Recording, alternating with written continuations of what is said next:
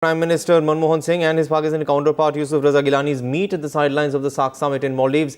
Now, both Prime Ministers said that the meet was productive. With all the sincerity that our two countries can bring to bear on this task, I have always believed that the destinies of people of India and Pakistan are very closely linked, interlinked, that we have wasted a lot of time in the past in acrimonious debates. The time has come to write a new chapter in the history of our relationship. And I am very happy that Prime Minister Gilani fully endorses with this view that we have a unique opportunity, and therefore the next round of talks should be far more productive, far more result oriented in bringing the two countries closer to each other than ever before. I thank you.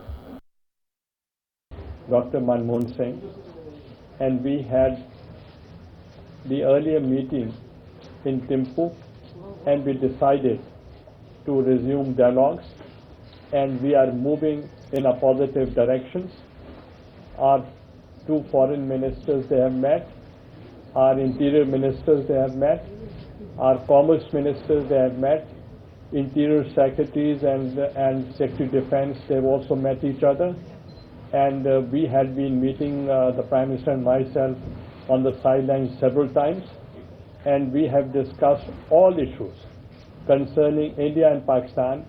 And we have been very openly discuss all issues, including all core issues, and we have discussed, and the Prime Minister and we had been very open, and the two former ministers were also called in, and they were also briefed so that they are the face of the countries, and for further, whenever they have to have interactions with the media, they can give you more details, but I can only assure that I have discussed all issues, all core issues, and also the issues related to water, related to terrorism, related to Sir Creek, related to Siachen, related to trade, related to Kashmir.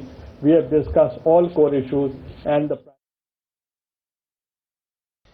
clearly, I think Mr. Manmohan Singh has put in a lot of his energy and personal reputation at stake when coming under a huge amount of criticism and trying to soothe relations with Pakistan, particularly in the aftermath of 26/11. I have myself been extremely critical of Prime Minister Manmohan Singh. So Pakistan is now, we must understand, globally cornered. It is being asked to deliver on lots of counts. And I think there is slowly a recognition, at least in Mr. Gilani and his government, though Mr. Gilani, unlike Prime Minister Manmohan Singh, is not the final decision maker in the case of a lot of issues. In the case of Pakistan, there is the Pakistan Army, there is the establishment, but they are repeatedly making two very clear messages are coming out from Pakistan. One is that the army is on board. Now, if the army is on board, then that's a very, very healthy sign.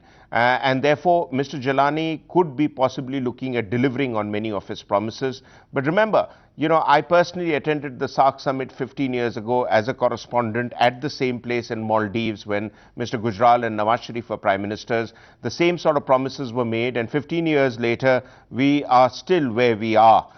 In terms of both bilateral relations, in fact, have been through a really rough patch post-Kargil, post-26/11. So therefore, what has been happening is that apart from pressures from Washington and elsewhere, the consistent and statesmanlike, in fact, the extraordinary vision of the future that our Prime Minister has tried to bring to bear on our relationship with our neighbors generally, but with Pakistan in particular, must be a little hard for even the hardest of Pakistani hardliners to cope with. So we get these periodic signs of improvement of relations.